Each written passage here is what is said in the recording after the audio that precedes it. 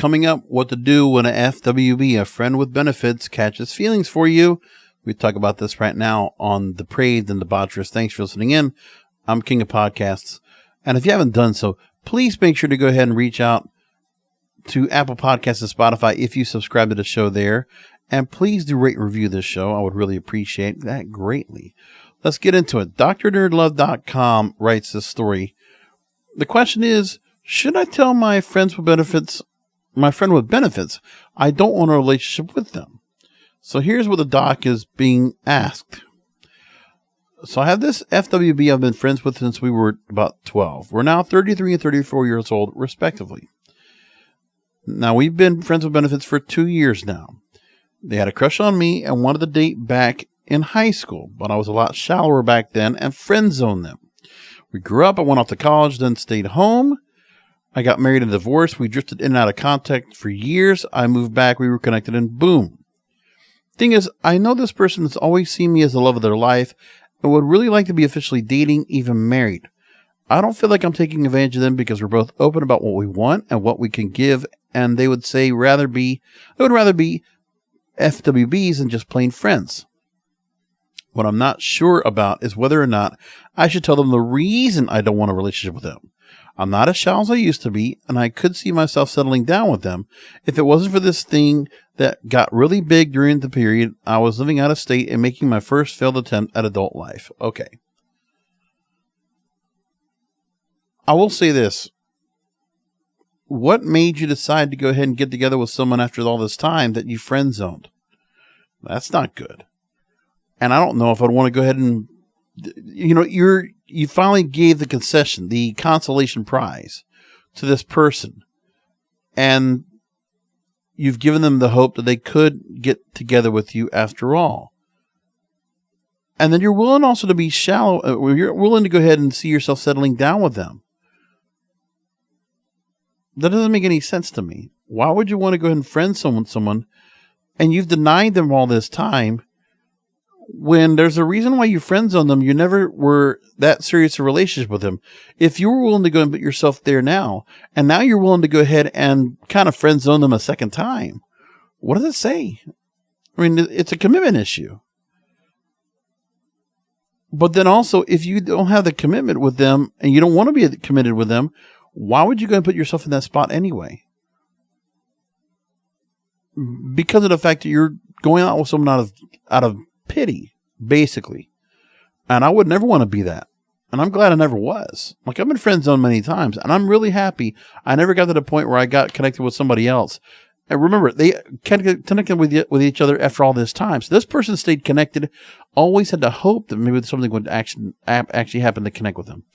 But remember, 12 years old, and the other person already had a crush on you, and all those years you made mistakes, as you said.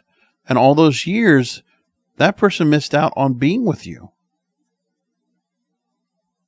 There's a number of different varying factors on this. The fact is, maybe that person hasn't really changed who they are since getting together with you. They might have gotten older. Maybe there's a few things that have gotten better about themselves that are not so cringeworthy in the first place when you were with them and you hung out with them and you were just friends, right? There could be that part. But guys, you shouldn't be friend zoned in the first place. If you're going to get friend zoned, then, just realize if you have feelings for them, they're going to always be there, and you're never going to be able to kick yourself of that. I'd rather not be friends instead of being friend zoned. Friend zone feels the same thing as being rejected. Pretty much. Because you're never going to get that treatment. And I remember being friend zoned, and remember how many times, we don't even talk about this person right here. If the person they were interested in got another relationship and they just kept going into relationship after relationship and just would never get to with you. You got to have a life yourself. And you can't just expect to go and be holding on and being supportive. That's not helpful either. More than ever. I believe that. So now there's a few things they talk about here in this story. Talking about the incompatibility that they have. and I should just either break it off completely or let them find someone else more compatible or just continue as it is. Complicating matters through this thing is not popular in our area. They would probably have to find someone anywhere near as into it as they are, which this person that, or the contentions that they have as to why the friends with benefits thing doesn't work. If they were something more serious, this person wrote back and said, okay, they like lots of other things, but they flat out say this is the thing that gives their life meaning. Spend a lot of money on it. And, anime, that's what it is. Anime and manga, is the interest that this person has. And that is deterring this person from being interested in staying with this person. They might like them, but they don't like their hobby of manga and anime. And that's what this person's complaining about. So Dr. Nerdlove writes back and says, listen, the letter you write sounds like you've already made up your mind. You're just asking for permission to do what you already want to do. The way you talk about them made you unsure with why you're with this person in the first place. Because in the FWB that they're referring to, this person refers to all the things they don't like about that person and nothing about what you do like about them. So it's a picture you're painting of them saying why they're not in your league. And that the way all this negative stuff complicates a lot of FWB relationships. So he tries to talk about doing honesty.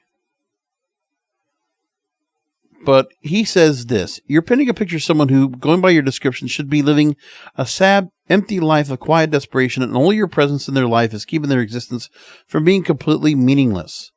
But I wonder if that's actually true. Yes, they're not the most stylish individual, and they're not something that you think is something what they're into is kind of lame to you.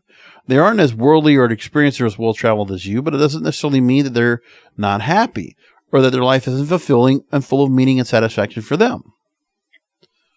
So what you're really getting out of this FWB is getting your itch scratched kind of relationship. There's no chance in hell it can be anything more than that. And it would be kinder for them to cut things off. Especially if they think there's a chance that this could turn into something more serious. Because when that thought is still continuing, you're just manipulating that person to think there's still some chance. So I agree with Dr. Nerdlove. You don't keep this person. You cut them off. You sever it. You give them the chance to be with somebody else. Because you're not good for them, because you're not there for them for the right reasons. Unless you're going to actually build something more committed with them, I would advise against trying to get them to change or using your presence in their life and their bed as a motivator to open them up to life. Correct. You're not going to persuade or interest them. And just because you have the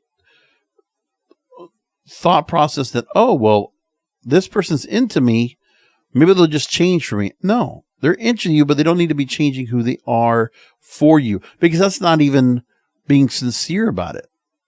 Because then you want that person to change into something that you like, but it's not the reason that you respect them in the first place.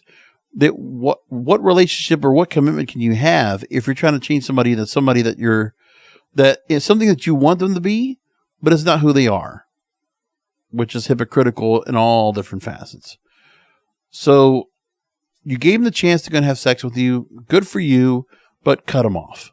I agree with that. And that's a pretty good way to go and put it. We don't need the friend zones.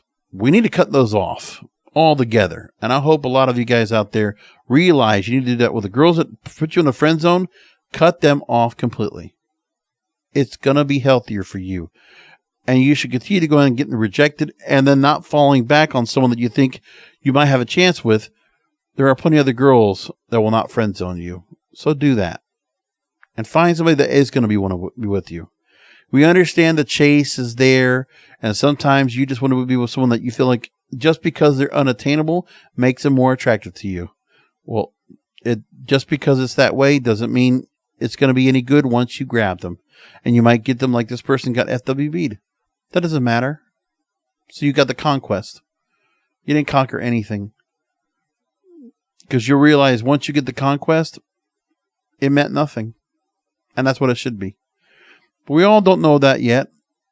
We don't know until we get older when we're a little depraved and debaucherous.